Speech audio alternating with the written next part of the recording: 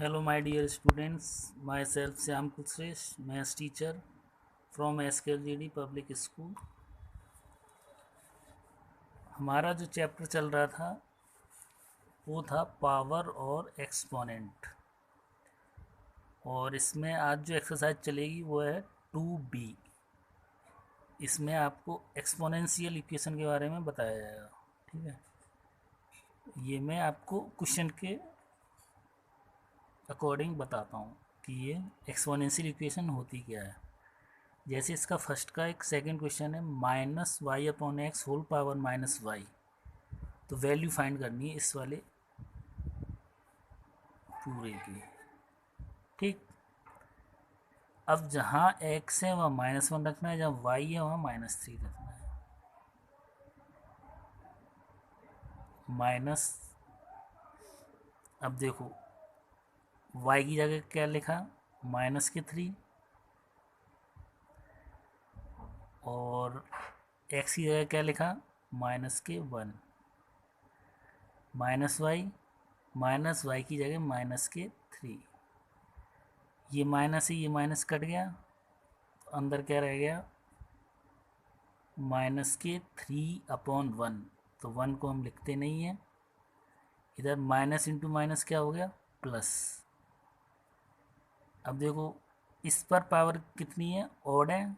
Odd में answer हमेशा क्या बताया था मैंने, -3 पर पावर 3, मतलब 3 × 3 × 3, 3 3 जा 9, 3 जा 27, -27, ये इसकी वैल्यू आ गई। दोबारा समझ लो, -y/x होल पावर -y, यहाँ वैल्यू पुट करनी है x और y की, तो x की जगह -1 और y की जगह -3 रखना है। ये हमने यहाँ रख दिया, माइनस ऑलरेडी है यहाँ, तो इस देखो अब इस माइनस से हमें कोई मतलब नहीं है।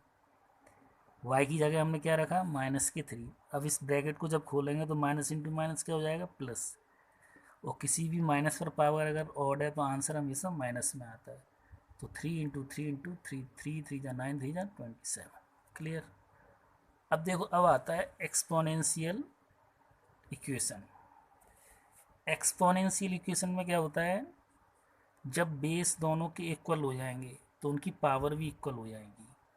बेस क्या होता है, एक बार और रिवाइज करा देता हूँ। जैसे a⁻2 दे रखा है, तो इसमें जो a होगा वो तो बेस होगा, और 2 होगा वो क्या होगा, पावर। ठीक, अब देखो इसे 2 पावर x, अब इसका फैक्टर किए। ठीक है, तो 2 × 2, 2 2 जा 4, 2 जा 8, 2 जा 16, 2 जा,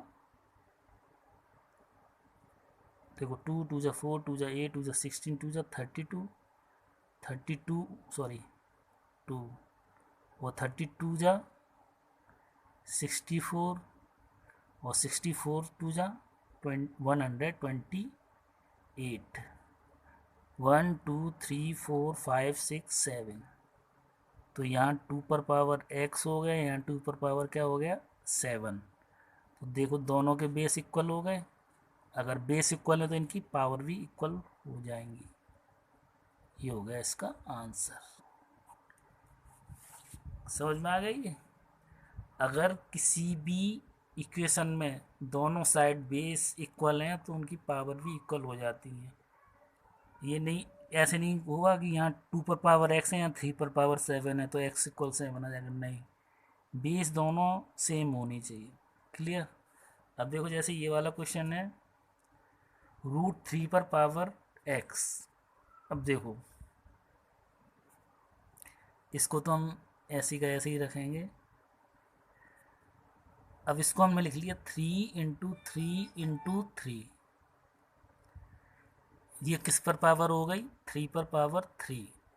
ठीक, बट यहाँ √3 है और यहाँ 3 है, तो आपको ये पता ही होगा, अगर √3 को √3 में मल्टीप्लाई करेंगे तो क्या आ जाएगा, 3 आ जाएगा। तो हमने यहाँ क्या लिखा है, इन 3 की जगह ये दो √3 लिख दिए। सेम इसका भी ऐसे ही लिख दिया।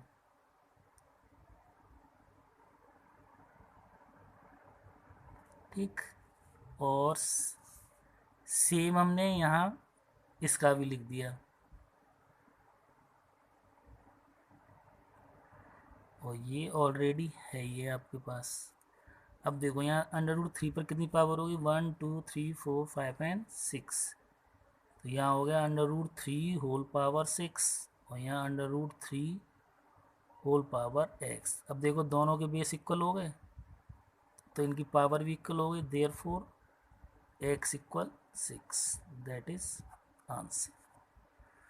क्लियर। अब देखो इसका 6 पार्ट देखिए, 5 power 2x plus 3 equal 25 power -3। इसको तो हम सेम यही लिखेंगे। अब देखो इसको हमने लिख दिया 5 पावर 2 होल पावर -3। इस 25 को हमने ओपन कर लिया 5 स्क्वायर में, क्योंकि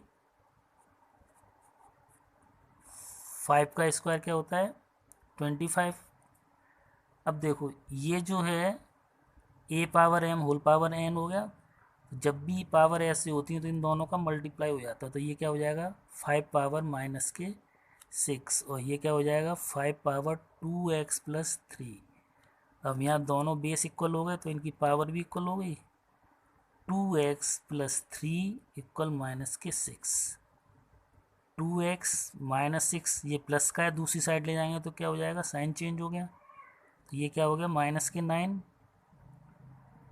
x -9, 2 का इससे मल्टीप्लाई हो रहा है, दूसरी साइड ले जाएंगे तो क्या हो जाएगा डिवाइड। यही इसका आंसर होगा। क्लियर। अब देखो इसका 7, 4/11 whole power -5 multiply by 4/11 whole power -4 equal 4/11 whole power 3x। अब देखो इसमें सबके बेस इक्वल है, पहले इसको हमने लिख लिया 4/11 मल्टीप्लाई हो रहा है तो क्या हो जाएगा, पावर प्लस हो जाएंगी,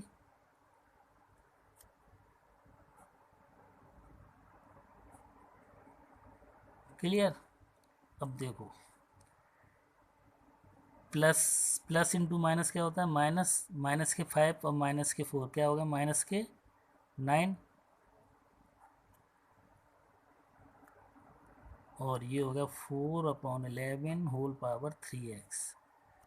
बेस दोनों के इक्वल हो गए तो पावर भी इक्वल हो जाएगी, तो देयरफॉर 3x इक्वल -9, तो x इक्वल -9/3, 3 3 जा 9, तो x इक्वल क्या हो गया -3। ये हो गया हमारा आंसर। क्लियर। ये एक्सरसाइज में ज़्यादा क्वेश्चन नहीं है, ओनली 3 क्वेश्चन है। जो भी क्वेश्चन आपको आए नहीं आप मुझे व्हाट्सएप पर सेंड कीजिए। Now I finish my this video. Thank you.